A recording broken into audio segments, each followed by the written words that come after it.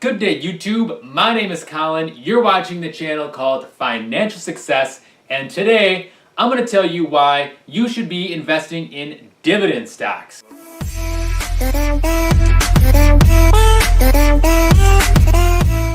Alright, so let's dive right into it. The reason why I'm going to highly recommend that you invest, if not exclusively in dividends, at least put a large part of your portfolio into dividend stocks.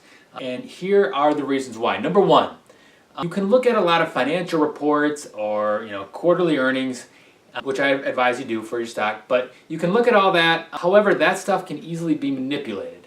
Now, it can be grossly manipulated, like what oftentimes happens with like pink sheet stocks, pink sheet stocks, things of that nature. Or you can have it, little things in the balance sheet, like the depreciation of a building can be highly subjective.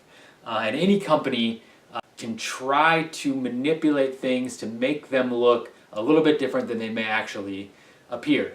But you take a company who is consistently paying a higher dividend, regardless of what their balance sheet says, there's going to be strong evidence in an increased earnings history, or rather an increased dividend history, that is a strong, growing, solid company.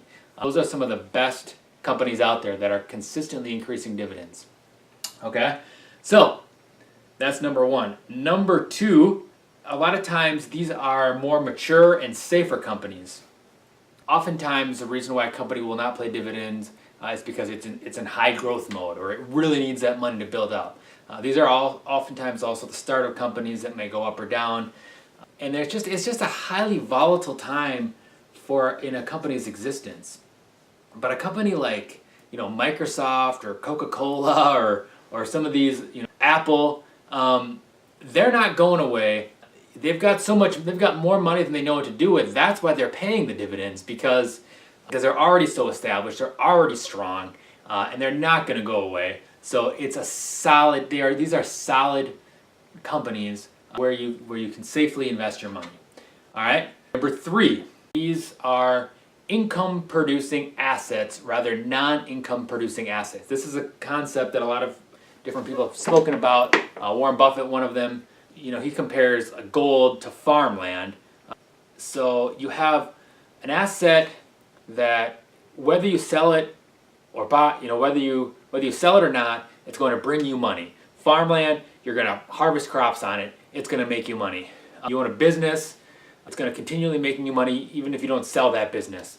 Dividend stocks are going to continuously make you money year after year, regardless of whether or not you sell them. Gold, Bitcoin, these other types of things, I can go out and buy $10,000 worth of gold. I can leave it in my house. I can look at it. But unless I sell it, it's a $10,000 paperweight. If I go buy $10,000 of farmland, I'm going to continuously use that land every year to grow crops, or maybe I'm going to raise cattle, and I'm going to take those crops and bring them to the farmer's market every week and sell them, and I'm going to continually make money. Now when I go and sell this farmland 10, 15 years, 50 years from now, maybe I'll get more than what I paid for it. That's great. Maybe I won't, but I'll have had 15, 20 to whatever, however many years, I'll have all that income. There's a lot of evidence that shows that income producing assets will almost always outperform non-income producing assets. So the last reason is that dividend stocks are much more stable in the sense that they're not easily manipulated by big crashes or big gains or big panics of the market. Now, I'm going to break away for a second and talk a little bit about something about that I don't think a lot of people overlook this in the stock market. Part of the stock market is understanding companies and understanding balance sheets.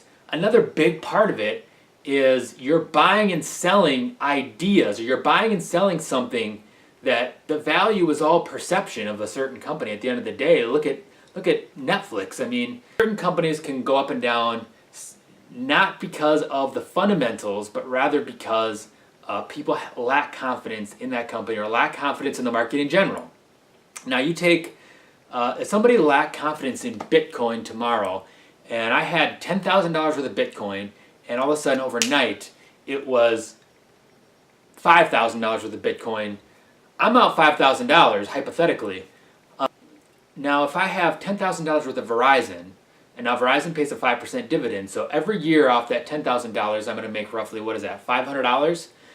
I'm going to keep making that $500. And if my stock all of a sudden drops because there's a massive panic, Verizon's going to keep paying me out that $500, but sure, my stock will be worth $5,000 instead of $10,000. I'm still going to get my dividend, number one. Number two, other investors are going to look at that and say, wow, it was paying out a 5% dividend yield. Now it's paying out a 10% dividend yield. You know, and it's going to have some protection. People are going to say, look, I got to get in on this company. This is a solid company that's paying a 10% dividend yield, and buy it up. And that's going to, naturally bring the share price up. So you always have those other protections, but you own something tangible. You own something income producing. That's not only going to help you earn that income, but it's going to be something that it's going to protect it from falling too much. So I'm very curious in hearing what you guys want. So go ahead and leave a comment if you like dividend stocks. If you don't like dividend stocks, maybe you like buying gold or other things.